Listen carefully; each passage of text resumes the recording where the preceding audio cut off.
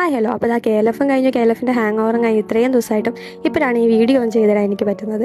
സംഭവം എന്താണെന്ന് വെച്ചാൽ KLFിൻ്റെ DC ബുക്ക് സ്റ്റോറിൽ നിന്ന് ഞാൻ കുറച്ച് ബുക്ക്സ് വാങ്ങിച്ചിട്ടുണ്ടായിരുന്നു. ഇത്രയൊന്നും വാങ്ങിക്കാൻ ഉദ്ദേശമല്ല, പക്ഷേ കടൽ പോലെ ബുക്കുകൾ കണ്ടപ്പം എടുക്കാതിരിക്കാനും തോന്നിയില്ല. അപ്പോൾ ആദ്യം എടുത്തിട്ടുണ്ടായിരുന്നത് മമ്മൂട്ടി കമ്പനി എന്ന് പറഞ്ഞിട്ട് ബിപിൻ ചന്ദ്രൻ സാറിൻ്റെ ബുക്കായിരുന്നു. അത് അവിടെ നിന്ന് തന്നെ സൈൻ ചെയ്യിച്ച് വാങ്ങിക്കാനും എനിക്ക് പറ്റി. ആ കവർ പിക്ക് കണ്ടിട്ട് മമ്മൂക്ക ഫാനായ എനിക്ക് എടുക്കാതിരിക്കാൻ തോന്നിയില്ല എന്നുള്ളതാണ് സത്യം. പിന്നെ ബെന്യാമിൻ സാറിൻ്റെ മുല്ലപ്പൂ നിറമുള്ള പകലുകളായിരുന്നു ഒരെണ്ണം. അത് ഒരുപാട് നാളായിട്ട് വാങ്ങിക്കണമെന്ന് വിചാരിച്ച് വാങ്ങിച്ചൊരു ബുക്കാണ്.